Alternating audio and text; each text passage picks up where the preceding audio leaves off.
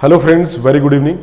दोस्तों, तो last lecture में हमने समझा था कि ये जो रेगुलेटिंग एक्ट ऑफ 1773 है, इसकी जरूरत क्यों पड़ती है। एक कंप्लीट पिक्चर मैंने आपको क्लियर की थी ब्रिटिशर्स के भारत आने से, और उससे पहले भी जो यूरोपियन लोग यहाँ पे आए, कैसे कैसे यहाँ पे आए, और क्या उसमें जो है ईस्ट इंडिया कंपनी के ओपोनेंट बहुत सारे हुआ करते थे वहाँ यूरोप में भी।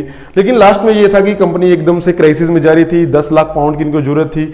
इन्होंने वहाँ जो है अपने प्राइम मिनिस्टर से, जो कि उसमें लॉर्ड नॉर्थ हुआ करता था, उससे मदद मांगी, और वहाँ के लोगों ने फोर्स किया प्राइम मिनिस्टर को कि नहीं, ये बहुत अच्छा टाइम है कंपनी को नेगोशिएटिंग टेबल पे लाने का और कुछ रिफॉर्म किए जाएं, कि ब्रिटेन की हुकूमत जो है वो कंपनी के ऊपर सुपरवाइज करेगी, उस पर निगरानी रखेगी। तो ये पहला एक्ट उसमें लाया गया, ठीक है। लेकिन इसके साथ साथ आपको देखो, एक्ट तो मैं अभी पढ़ा दूंगा एक एक करके। एक पॉइंट आपको समझना है, दो वर्ड होते हैं, एक वर्ड होता है सेंट्रलाइजेशन और दूसरा वर्ड होता है डिसेंट्रलाइजेशन। डिफरेंस ये है कि जब इस पूरे स्फीयर की सारी शक्ति हम एक पॉइंट में केंद्रित कर देंगे, उसको सेंट्रलाइजेशन बोलते हैं, कि सबकी पावर छीन के, इन सबकी पावर छीन के सेंटर वाले बंदे को ज्यादा शक्तिशाली बनाया जाएगा, दैट इज सेंट्रलाइजेशन। लेकिन डिसेंट्रलाइजेशन में यहां सेंट्रल एरिया से पावर लेके सबको पावर दी जाएंगी, उसको डिसेंट्रलाइजेशन बोलते हैं। तो अंग्रेजों का 1773 से जो ट्रेंड शुरू हुआ, इट वाज सेंट्रलाइजिंग ट्रेंड। यहां से मतलब एक व्यक्ति को शक्तिशाली बनाएंगे, वो गवर्नर जनरल को शक्तिशाली बनाते चलेंगे, एक जगह पे पावर सीमित करते चलेंगे। ये पीक में पहुंचेगा 1833 में, और उसके बाद कई साल तक पीक में रहेगा। लेकिन 1861 के बाद जो है डिसेंट्रलाइजेशन का ट्रेंड जो है वो शुरू हो जाता है। शक्तियों को धीरे धीरे जो है वो उनके प्रोविंसेस को भी दिया जाने लगेगा, और 1935 में आप देखेंगे कि प्रोविंसेस के पास अच्छी खासी ऑटोनॉमी आ गई थी। इसलिए 1935 के एक्ट को हम क्या बोलते हैं, ऑल इंडिया फेडरेशन एक्ट। और फेडरेशन आपको पता है, जब प्रोविंसेस ज्यादा शक्तिशाली हो जाए केंद्र के मुकाबले, वो एक ट्रू फेडरेशन होता है, जैसे यूनाइटेड स्टेट्स ऑफ अमेरिका में है, ठीक है। तो वो सारी चीजें बाद में करेंगे, अभी एक ट्रेंड आपको क्लियर होना चाहिए। एक होता है सेंट्रलाइजेशन का ट्रेंड और दूसरा होता है डिसेंट्रलाइजेशन का ट्रेंड, ठीक है। तो अब हम एक एक करके सारे एक्ट्स की बात करेंगे। जो मैंने उस दिन लास्ट लेक्चर में आपको टेबल बनाया था कि 1773 से शुरू करके वहां पे 1858 तक चलेंगे, और वहां 1858 से शुरू करके 1947 तक के इंडियन इंडिपेंडेंस एक्ट तक चलेंगे, ठीक है। तो पहला जो अभी हमारा टॉपिक है, that is regulating act of 1773, और इसमें हम पढ़ने वाले हैं salient features. Salient features means जो प्रमुख विशेषताएं हैं, हम उनकी बात करेंगे।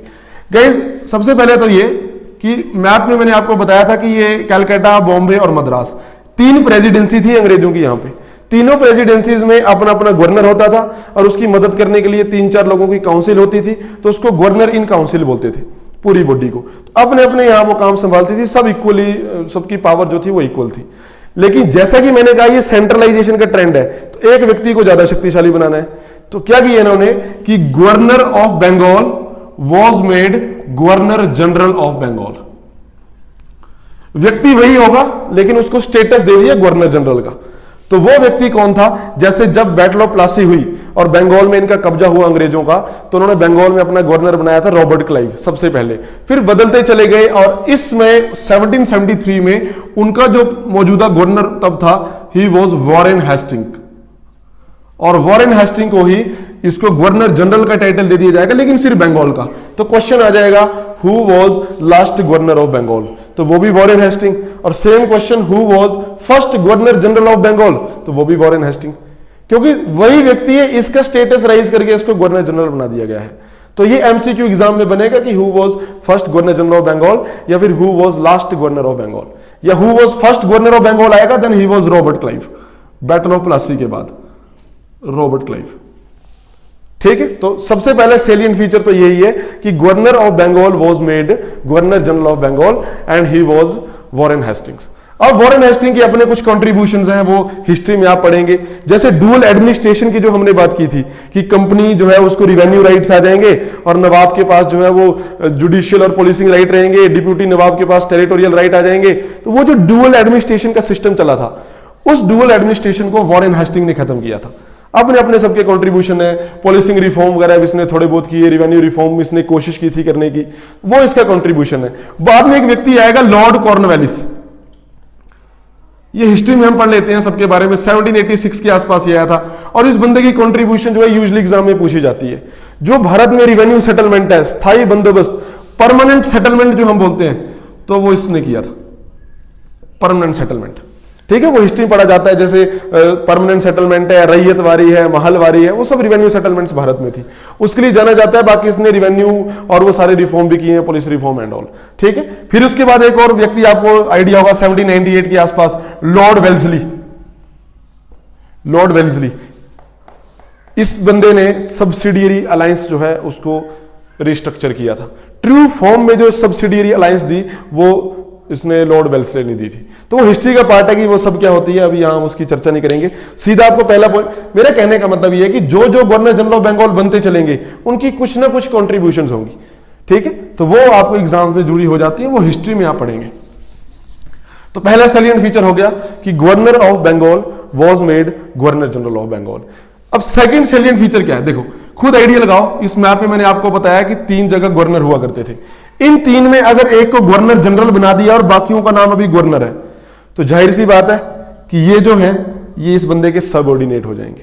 ठीक है, तो ये ध्यान रखना है कि governor of Madras and Bombay were made subordinate, means उसके junior, subordinate to governor general of Bengal.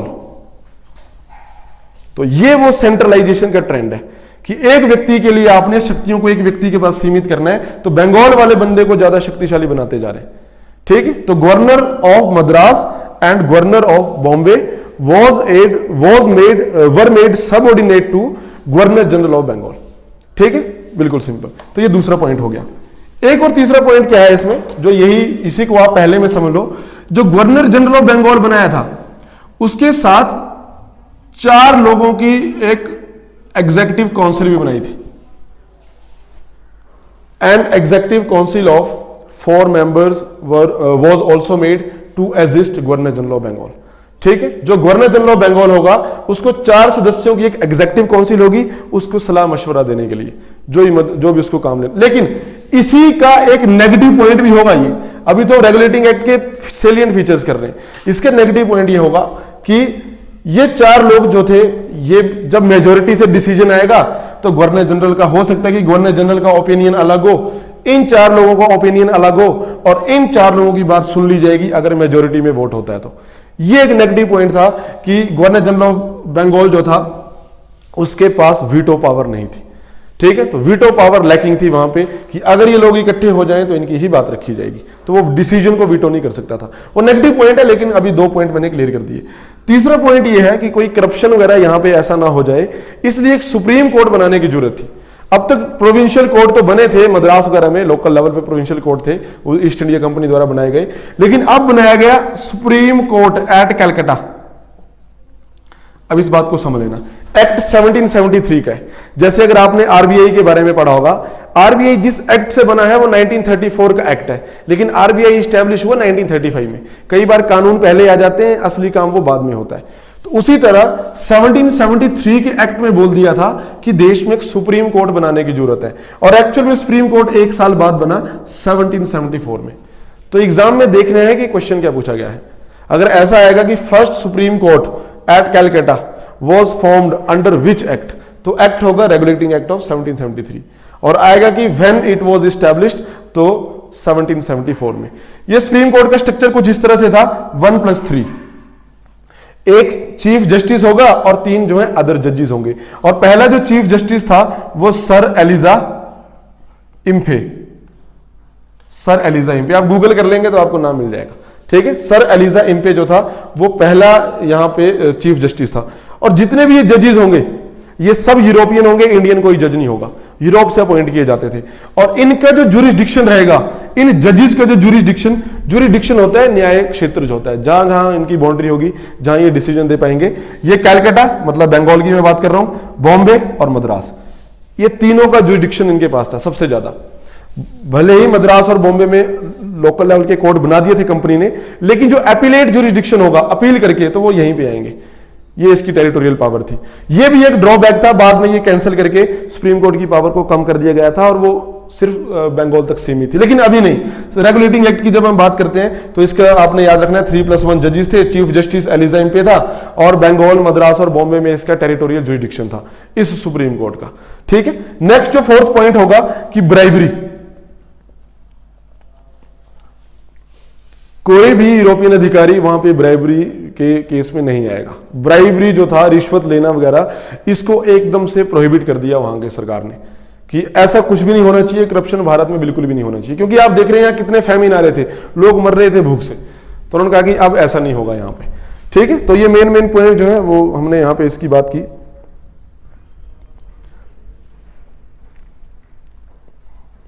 साथ में देखो एक और पॉइंट क्या है कि अब वो वैसे आपको समझ नहीं आएगा, एक प्राइवेट ट्रेड एक वर्ड था। प्राइवेट ट्रेड वर्ड क्या होता है, देखो इस पॉइंट को आप समझिए। लोगों की कमाई क्यों इतनी ज्यादा होती थी उसमें?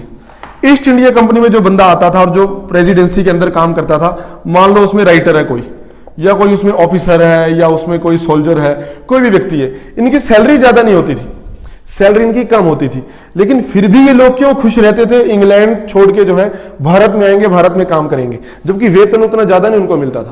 तो इनको मेन फायदा ये होता था कि इनको यहां पे प्राइवेट ट्रेड करने की परमिशन दे दी गई थी।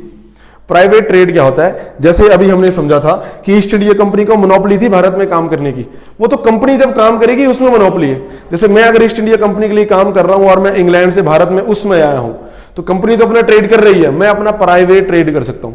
मैं अपने लेवल पे यहां पे सामान खरीद सकता हूं और अपने लेवल पे वहां पे बेच सकता हूं, उसको प्राइवेट ट्रेड बोलते हैं। तो ऐसा लोग वहां पे कर रहे थे, सैलरीज कम थी लेकिन प्राइवेट ट्रेड में इनको ज्यादा फायदा हो जाता था कि उस बहाने वो यहां आते थे और यहां पे अपना प्राइवेट ट्रेड करते थे। तो इस एक्ट में कि ये ध्यान रखना आपने, regulating act of 1773 imposed prohibition on the private trade by the servants of company. ठीक है, तो अब वो लोग जो है प्राइवेट ट्रेड नहीं करेंगे और साथ में ब्राइबरी वगैरह का भी कोई केस नहीं वहां पे आना चाहिए। क्लियर हो गया? तो ये यहां पे हमने इसकी बात की। अब इसके अलावा देखो एक बहुत ही इंपॉर्टेंट पॉइंट, इसको समझिए।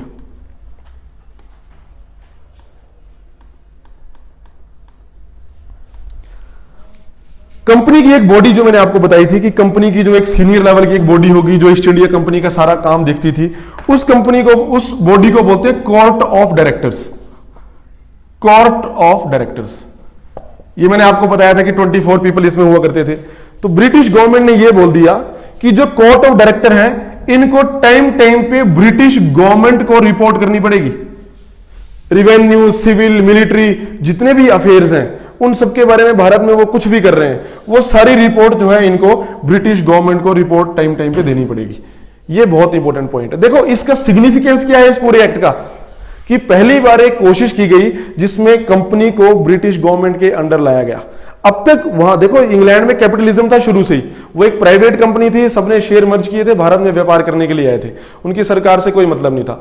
लेकिन अब जैसे तैसे भी वो इस टेबल तक पहुंचे, नेगोशिएटिंग टेबल तक पहुंचे, अब उनको जो है टाइम टाइम पे ब्रिटिश गवर्नमेंट को रिपोर्ट करना था। तो बहुत जरूरी है। भले उतना अच्छा कंट्रोल भी नहीं था ब्रिटिश सरकार का, लेकिन कंट्रोल शुरू हो चुका था, इसलिए हम बोलते हैं रेगुलेटिंग एक्ट ऑफ 1773 कि वहां की गवर्नमेंट रेगुलेट करेगी कि ये लोग क्या कर रहे हैं और क्या नहीं कर रहे हैं। क्लियर हो गया? तो ये था हमारा सबसे पहला एक्ट जिसको कि हम बोलते हैं रेगुलेटिंग एक्ट ऑफ 1773।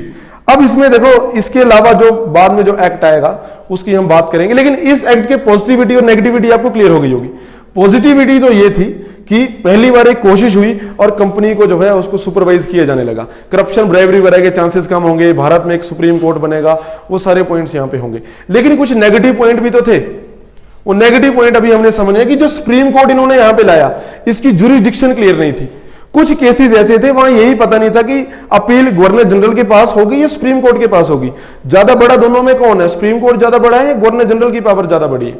तो बहुत सारे ऐसे पॉइंट्स हैं जहां पे कंफ्लिक्ट था, उसी को रिजोल्व करने के लिए जो है फर्दर एक्ट आएंगे। तो ये एक्ट जो है ये मैं यहीं पे खत्म करता हूं, और ये हमारा पहला एक्ट था रेगुलेटिंग एक्ट ऑफ 1773। नेक्स्ट जो हम अब एक्ट करने वाले हैं वो होगा एक्ट ऑफ सेटलमेंट 1781 का, जिसको डिक्लेरेशन एक्ट भी बोलते हैं, और उसके बाद करेंगे पिट्स इंडिया एक्ट 1784। तो फ्रेंड्स नेक्स्ट जो हमारा एक्ट है, एक्ट ऑफ जो रेगुलेटिंग एक्ट हमने पढ़ा, उसके बाद बात करते हैं एक्ट ऑफ सेटलमेंट की, जो 1781 में आया और इसको डिक्लेरेटरी एक्ट भी बोलते हैं। नाम से clear, act of settlement mean कि जो वो 1773 का एक्ट था उसमें कुछ खामियां रह गई थी, कुछ कमियां रह गई थी, उस डिफेक्ट को दूर करने के लिए जो एक्ट लाया जाता है उसको एक्ट ऑफ सेटलमेंट बोलते हैं, और ये 1781 में आया। अब ये 1781 का जो एक्ट है, इसके सबसे इंपॉर्टेंट जो इसको लाया गया था उसका जो पर्पस था कि there was a tussle between supreme court and governor general in council. जो इन्होंने गवर्नर जनरल बनाया था और उसकी 4 सदस्यों की काउंसिल बनाई थी, उसके बीच में सुप्रीम कोर्ट के बीच में एक डिस्प्यूट चल रहा था। ज्यूरिसडिक्शन दोनों का क्लियर नहीं था कि ज्यादा बड़ा सुप्रीम कोर्ट है या ज्यादा बड़ा जो है वो गवर्नर जनरल इन काउंसिल है। तो यहां पे ये क्लियर कर दिया गया कि गवर्नर जनरल इन काउंसिल जो है उसका ज्यूरिसडिक्शन ज्यादा है सुप्रीम कोर्ट से बहुत सारे मामलों में। देखिए कैसे, अब तक जो कंपनी के सर्वेंट्स थे, इस बात को आप समझिए, पब्लिक सर्वेंट्स कौन से, उस वक्त जो ईस्ट इंडिया कंपनी में जो सिविल सर्वेंट है, पब्लिक सर्वेंट है, अब उनको बोला कि आप सिर्फ गवर्नर जनरल इन काउंसिल के लिए आंसरेबल होंगे, not answerable to supreme court. तो सुप्रीम कोर्ट के लिए अब उनका कोई भी केस उनका नहीं जाएगा। अगर कंपनी के सर्वेंट्स का मामला है तो सिर्फ गवर्नर जनरल इन काउंसिल उसको सोल्व करेगी। तो यहां आप देख रहे हैं कि सुप्रीम कोर्ट का जो ज्यूरिसडिक्शन है, जो न्यायिक क्षेत्र है, न्याय एरिया है, वो कम हो रहा है। क्लियर है? तो ये सबसे पहला पॉइंट यही था कि इसका ज्यूरिसडिक्शन जो है थोड़ा करटेल कर दिया गया। दूसरा इसमें पॉइंट क्या है कि टेरिटोरियल ज्यूरिसडिक्शन, जो सीमा की बात करें, अगर पहले जो टेरिटोरियल ज्यूरिसडिक्शन था इस सुप्रीम कोर्ट का, वो मैंने आपको कहा कैलकाटा में भी था और बॉम्बे में भी था और मद्रास में भी था। तीनों कोर्ट का तीनों एरिया के लिए ये सुप्रीम कोर्ट जो था केस सॉल्व कर सकता था। लेकिन अब its territorial jurisdiction was limited only to Calcutta. Very important point. अब बंगाल और मद्रास को इससे बाहर कर दिया क्योंकि वहां लोकल प्रोविंशियल कोर्ट थे, वहीं पे मामला जाएगा। लेकिन अगर मान लो इन लोकल कोर्ट में कोई केस है और उसको अपील करनी है, जैसे आज अगर हिमाचल के हाई कोर्ट में कोई केस है, वो अपील करने के बाद जो है सुप्रीम कोर्ट जाएगा। तो नेक्स्ट पॉइंट में हम बात करते हैं एपीलेट ज्यूरिसडिक्शन की अपील करने की जो पावर है। अब तक जो है एपीलेट ज्यूरिसडिक्शन सुप्रीम कोर्ट के पास था, लेकिन 1781 के एक्ट में यह पावर दे दी गई गवर्नर जनरल इन काउंसिल को। तो यहां पे भी गवर्नर जनरल इन काउंसिल बड़ा हो गया सुप्रीम कोर्ट से। कहां पे? एक तो पब्लिक सर्वेंट जो है वो यहां नहीं जाएंगे, वो उनका केस यहां सॉल्व किया जाएगा। दूसरा, जो अपील करने लोग इन कोर्ट से सुप्रीम कोर्ट आते थे, अब वो वहां नहीं आएंगे, अब अपील होगी गवर्नर जनरल इन काउंसिल के पास। तो सारी एपीलेट अथॉरिटी भी जो है इस बंदे के पास आ जाएगी। ज्योग्राफिकल लिमिटेशन तो आप लगाते हैं, साथ में एपीलेट की पावर भी उसकी कर्टेल कर लेंगे। क्लियर है? तो ये मेन पॉइंट जो है यहां पे हमने इसकी बात कर ली कि जो डिक्लेरेटरी एक्ट था उसमें मेन प्रोविजन आपको यही याद रखना है कि सुप्रीम कोर्ट और जो गवर्नर जनरल इन काउंसिल है उनके बीच के डिस्प्यूट को इसमें सोल्व किया गया था। तो बाकी खास इसमें कुछ है नहीं।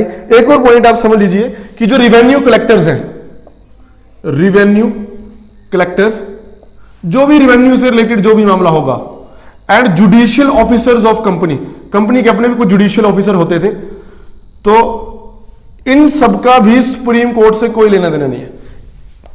ये जो लोग होंगे, ये जो रेवेन्यू ऑफिसर होंगे या जुडिशियल ऑफिसर्स होंगे, they were exempted from the jurisdiction of supreme court. इनका भी कोई मामला जो सुप्रीम कोर्ट में नहीं जाएगा, इनके सारे केसेस जो है वो भी गवर्नर जनरल इन काउंसिल में ही जाएंगे। तो हर मामले में जो है गवर्नर जनरल इन काउंसिल को ज्यादा सशक्त किया गया और सुप्रीम कोर्ट की पावर को लिमिट किया गया। वो सर्वेंट्स के केस में, रिवेन्यू कलेक्टर के केस में, जुडिशियल ऑफिसर के केस में, टेरिटोरियल ज्यूरिसडिक्शन के केस में और साथ में एपीलेट ज्यूरिसडिक्शन के केस में। ठीक है? तो ये मेन पॉइंट जो है यहां पे हमने समझ लिए। अब इसमें आप एक ये पॉइंट समझिए कि इस भले ही एक जो है ये सुप्रीम कोर्ट को इसने लिमिट किया, लेकिन इसका फायदा क्या है? इसका फायदा ये हुआ कि separation of executive from judiciary यहां से शुरू हो गया था। एक अपनी अपनी न्यायिक सीमा दोनों की डिसाइड हो गई थी कि जो हम बोलते हैं ना कि एग्जीक्यूटिव और जुडिशियरी को सेपरेट करना है, तो जुडिशियरी वाले मामले यहां पे और एग्जीक्यूटिव वाले मामले यहां पे। तो एक बोल अभी एग्जैक्टली तो नहीं हुआ, लेकिन एक शुरुआत थी separation of executive from judiciary से। ठीक है? और आज भी ये फीचर बहुत इंपॉर्टेंट है। हमारे संविधान का जो आर्टिकल 50 है, जो डीपीएसपी है, वो यही बोल रहा है, separation of executive from judiciary. और सुप्रीम कोर्ट ने कहा है कि ये संविधान का बेसिक फीचर भी है। आपको याद होगा कि जब एनजैक कमीशन सरकार लाई थी 2015 के आसपास, तो सुप्रीम कोर्ट में जब अपील की गई तो उस एनजैक बिल को खारिज कर दिया गया था। एक्ट भी बन चुका था इतनी मुश्किल के बाद, कॉन्स्टिट्यूशनल अमेंडमेंट के बाद, फिर भी उसको खारिज कर दिया था क्योंकि कहीं ना कहीं जो है एग्जीक्यूटिव वहां पे इंटरफेयर कर रहा था। तो separation of executive from judiciary एक हद तक बोल सकते हैं, तो यहां से उसकी शुरुआत हो चुकी थी। ठीक है? तो ये हमने बात की एक्ट ऑफ सेटलमेंट की, और ये एक्ट ऑफ सेटलमेंट आया था 1781 में। अब जो हम अपना नेक्स्ट एक्ट करने वाले हैं, वो नेक्स्ट एक्ट होगा हमारा पिट्स इंडिया एक्ट। ठीक है? तो अब बात करेंगे पिट्स इंडिया एक्ट की 1784 में जो आया। तो फ्रेंड्स नेक्स्ट जो हमारा टॉपिक है that is Pitt's India act 1784। पहली बात तो ये कि ये भी एमसीक्यू में कई बार पूछ लिया जाता है कि पिट्स इंडिया नाम इसका क्यों रखा जाता है, क्योंकि जैसे मैंने आपको बताया जब 1773 का रेगुलेटिंग एक्ट आया था उसमें वहां पे जो प्राइम मिनिस्टर थे दैट इज लॉर्ड नॉर्थ, और इस टाइम जो इंग्लैंड का प्राइम मिनिस्टर था वो विलियम पिट द यंगर। तो विलियम पिट के नाम पे जो है उसके टाइम पे इसने ये ड्राफ्ट किया था वहां पे, तो इसको पिट्स इंडिया एक्ट के नाम से जाना जाता है। अब इसके हमने मेनली सेलिएंट फीचर्स पढ़ने हैं, और मेनली जो पहला सेलिएंट फीचर इसका है कि this act distinguished between political and commercial affairs of the company, कि दोनों अफेयर्स को अलग अलग कर दिया गया कि कंपनी के पॉलिटिकल अफेयर्स और कमर्शियल अफेयर्स, इन दोनों के बीच में डिस्टिंग्विश किया गया। और ये एक नई बॉडी बनाई जाती है जिस बॉडी को बोलते हैं बोर्ड ऑफ कंट्रोल। ये बहुत इंपॉर्टेंट पॉइंट है, बोर्ड ऑफ कंट्रोल। और एक बॉडी तो पहले ही थी ऑलरेडी जो आप शुरू से पढ़ रहे हैं, कोर्ट ऑफ डायरेक्टर, 24 लोगों की कोर्ट ऑफ डायरेक्टर्स। तो ये ध्यान रखना है कि पहली बार कंपनी के, अब तक तो सारा अफेयर कोर्ट ऑफ डायरेक्टर ही देख रहे थे और साथ में जो है day to day activity governor general देख रहा था, लेकिन अब कंपनी के जो पॉलिटिकल अफेयर्स होंगे, और जब मैं पॉलिटिकल अफेयर्स बोल रहा हूं तो उसमें सिविल भी आ जाएंगे और साथ में मिलिट्री भी आ जाएंगे, सिविल एंड मिलिट्री बोथ। तो कंपनी के पॉलिटिकल अफेयर देखेंगे बोर्ड ऑफ कंट्रोल। ये बोर्ड ऑफ कंट्रोल 6 मेंबर्ड एक बॉडी थी और इसने इंग्लैंड में बैठना था। वहां के जो कैबिनेट था, वहां के सदस्य थे, वहां की पार्लियामेंट के, तो 6 सदस्यों की एक ही टीम थी, बोर्ड ऑफ कंट्रोल। और दूसरी बॉडी कमर्शियल जो अफेयर देखेगी वो कोर्ट ऑफ डायरेक्टर, अभी भी जो 24 लोगों की है। तो ये सबसे पहला फीचर है कि this act distinguished between political and commercial affairs of the company. और पॉलिटिकल अफेयर जो है इनको देखेगा बोर्ड ऑफ कंट्रोल और कमर्शियल अफेयर को देखेगा कोर्ट ऑफ डायरेक्टर। तो कंपनी के जो कोर्ट ऑफ डायरेक्टर है उनकी मोनोपोली अब सिर्फ कमर्शियल अफेयर में है, कहां एक्सपेंशन करना है, कहां पे कंपनी की शाखा खोलनी है, लेकिन मेनली जो था वो पॉलिटिकल अफेयर जो है बोर्ड ऑफ कंट्रोल, और इसके जो सदस्य होंगे वो वहां की गवर्नमेंट नियुक्त करेगी। तो सीधा सा मतलब यह है कि इस एक्ट के माध्यम से सरकार ने एक बॉडी बना दी है बोर्ड ऑफ कंट्रोल, और अब वो इनके ऊपर निगरानी रखेगी। दोनों बॉडीज में ज्यादा सुपीरियर जो था वो बोर्ड ऑफ कंट्रोल था, और मेनली सिविल और मिलिट्री अफेयर, सिविल में आ जाएंगे रिवेन्यू वगैरह भी, तो सारे अफेयर जो है उनकी सरकार वहां से देखेगी। तो 1773 में जिसका नाम रेगुलेटरी एक्ट था, वहां तो सिर्फ सुपरवाइज करना था, लेकिन यहां पे एक प्रकार का टेक ओवर है, ये सुपरवाइज नहीं है, क्योंकि यहां पे सिर्फ सुपरवाइज नहीं करना है, यहाँ छोटी छोटी एक्टिविटीज, पॉलिटिकल अफेयर तो सारे ब्रिटिश गवर्नमेंट ने अपने पास ले लिए, और गवर्नमेंट ने उसके लिए एक बॉडी बनाई है जिसको कि हम बोर्ड ऑफ कंट्रोल बोल रहे हैं। ठीक है, तो ये बहुत सारे जो है वो पॉइंट्स इसमें हैं। अभी हमने पहले पॉइंट की यहां पे बात की। इस सिस्टम को क्या बोलते हैं? इस सिस्टम का नाम आपने याद रखना है, इसको डबल गवर्नमेंट बोला जाता है। कई बार क्वेश्चन आता है कि डबल गवर्नमेंट जो है वो कब शुरू की गई थी। ये डबल गवर्नमेंट है। क्या है double government? Political affair, commercial affair, इसको देखेगा बोर्ड ऑफ कंट्रोल और इसको देखेगा कोर्ट ऑफ डायरेक्टर। तो 2 तरह की बॉडीज बनी, इसको बोलते हैं डबल गवर्नमेंट। तो ध्यान रखना है, डबल गवर्नमेंट की शुरुआत 1784 के पिट्स इंडिया एक्ट से हुई, और इसका अंत जो है ये 1858 में हुआ था, जब सेक्रेटरी ऑफ स्टेट अपॉइंट किया जाता है और इसको खत्म किया जाएगा। वो सब बाद में समझ लेंगे जब हम 1858 के एक्ट में पहुंचेंगे। अभी सिर्फ इतना ध्यान रखना है कि डबल गवर्नमेंट का रियल मीनिंग क्या था। क्लियर है? तो ये इसमें पहला पॉइंट हो गया, पहला और दूसरा पॉइंट।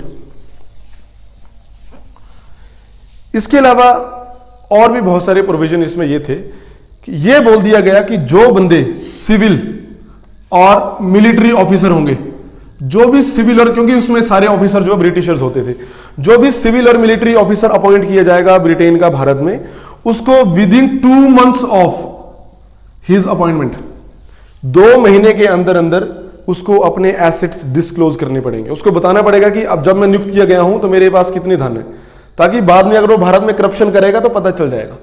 तो इस करप्शन वगैरह एक्टिविटी को चेक करने के लिए सिविल और मिलिट्री ऑफिसर्स को ये बोला था कि विद इन 2 months जो है आपने अपने एसेट्स डिस्क्लोज करने हैं, कि आपके पास टोटल कितनी वेल्थ है। फिर देखेंगे कि इतने साल इसने भारत में काम किया और उसकी वेल्थ में कितना इजाफा वहां पे हुआ है, पता चल जाएगा कि कहीं ब्राइबरी और करप्शन में वो बंदा इन्वॉल्व तो नहीं है। तो ये काफी इंपॉर्टेंट पॉइंट था यहाँ पे।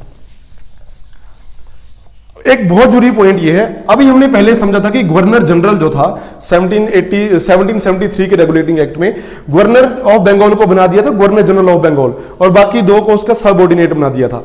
लेकिन बॉम्बे और मद्रास वाले पूरी तरह से सबऑर्डिनेट नहीं थे, कुछ इमरजेंसी पावर थी जिन पे वो खुद भी एक्शन ले सकते थे, तो कंप्लीटली सबऑर्डिनेट नहीं थे। यहां पे गवर्नर जनरल ऑफ बंगाल जो है इसको एकदम सुपीरियर बना दिया, और मद्रास और बॉम्बे जो है वो कंप्लीटली सबऑर्डिनेट बना दिए।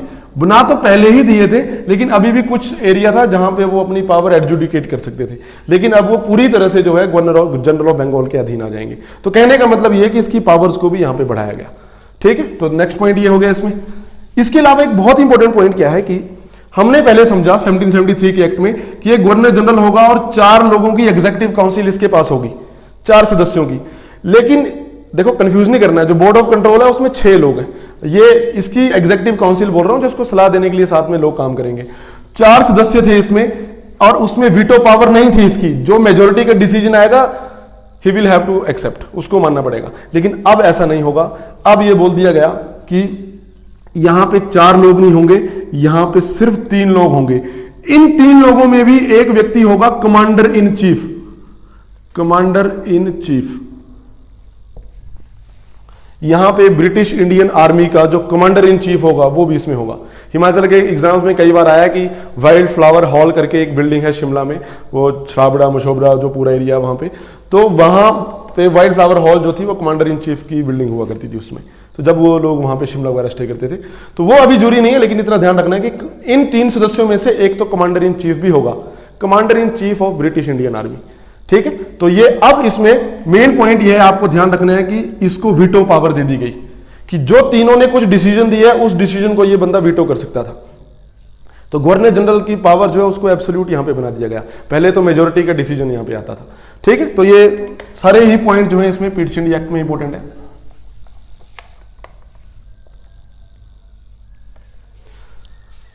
तो 3-4 पॉइंट्स की हमने बात की। एक तो 2 मंथ में सिविल मिलिट्री जो ऑफिसर है उनको अपने एसेट डिस्क्लोज करने पड़ेंगे। एक जो इसकी एग्जीक्यूटिव काउंसिल होगी, 4 से अब 3 ही लोग उसमें रह जाएंगे और इसकी पावर एब्सोल्यूट कर दी जाएगी, मतलब उसके पास वीटो पावर है। बॉम्बे और मद्रास की प्रेसिडेंसी जो थी उनको पूरी तरह से इसके सबऑर्डिनेट कर दिया जाता है। बाकी और छोटे छोटे पॉइंट्स हैं पर वो इतने जरूरी नहीं है, तो हम उनको डिस्कस नहीं करेंगे। वीटो वाला पॉइंट भी हो गया। अब एक इससे ये एमसीक्यू में कई बार क्वेश्चन आता है, अब तक जो ब्रिटेन की यहां पे टेरिटरी थी उनको टेरिटरी बोला जाता था, अब उनको नाम दिए जाने लगा ब्रिटिश पोजेशन इन इंडिया। तो वर्ड चेंज हो गया, अब तक बोलते थे कि ब्रिटेन वालों की जो टेरिटरी है ब्रिटिश टेरिटरी इन इंडिया, अब टेरिटरी वर्ड हटा के जो है यहां पे ऑफिशियली पोजेशन वर्ड यूज किया जाएगा। एक प्रकार का कब्जा उनका यहां पे हो गया। ठीक है, तो ब्रिटिश पोजेशन इन इंडिया जो है वो वर्ड आपने याद रखना है। जब आप बुक पढ़ेंगे लक्ष्मीकांत एंड ऑल जो भी है तो उसमें आपको क्लियर हो जाएगा।